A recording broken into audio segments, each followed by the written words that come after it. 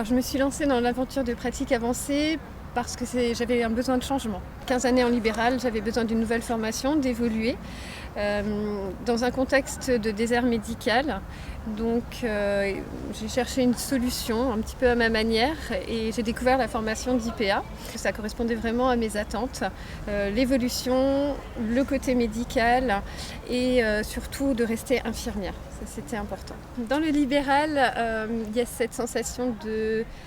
Allez, je vais dire liberté parce qu'on n'a pas une direction dessus, on reste maître de sa carrière, de sa formation, de ses décisions. Et il y a un côté très important pour moi, c'est l'interdisciplinarité, la pluridisciplinarité, travailler avec l'ensemble des métiers du soin. Et ça me plaît beaucoup en libéral.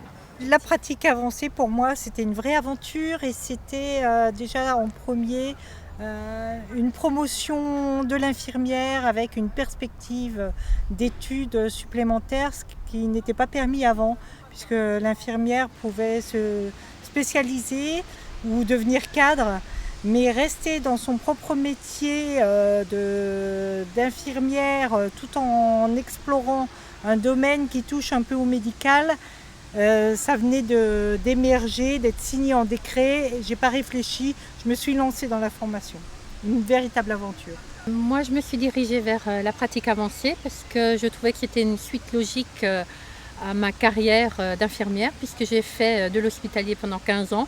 Au bout de 15 ans, je commençais à chercher une autre approche de mon métier de base. Je n'avais pas envie d'être cadre, mais j'avais envie d'être dans les soins, la continuité. Donc j'ai été en libéral et au bout des 15 ans de libéral, j'avais envie de faire un peu plus, de faire les choses différemment, de faire plus de coordination, d'être là pour les patients, mais différemment. Donc la pratique avancée, pour moi, c'était une évidence. Dans 10 ans, je rêve d'être implantée, de travailler avec plusieurs médecins libéraux.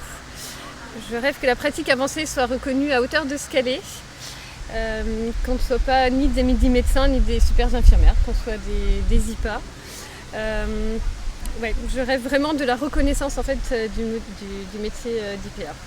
Mes perspectives, c'est d'exercer en libéral, en pratique avancée, au service des patients, avec un travail en collaboration avec tous les acteurs médicaux et paramédicaux du secteur. Et avec un versant aussi qui dépasserait la clinique, qui serait plutôt dans le parcours de soins, la coordination des soins, le développement, la formation des professionnels, enfin, peut-être même de la recherche sur notre travail, mais faire de la recherche sur le terrain en libéral, et ça c'est assez novateur.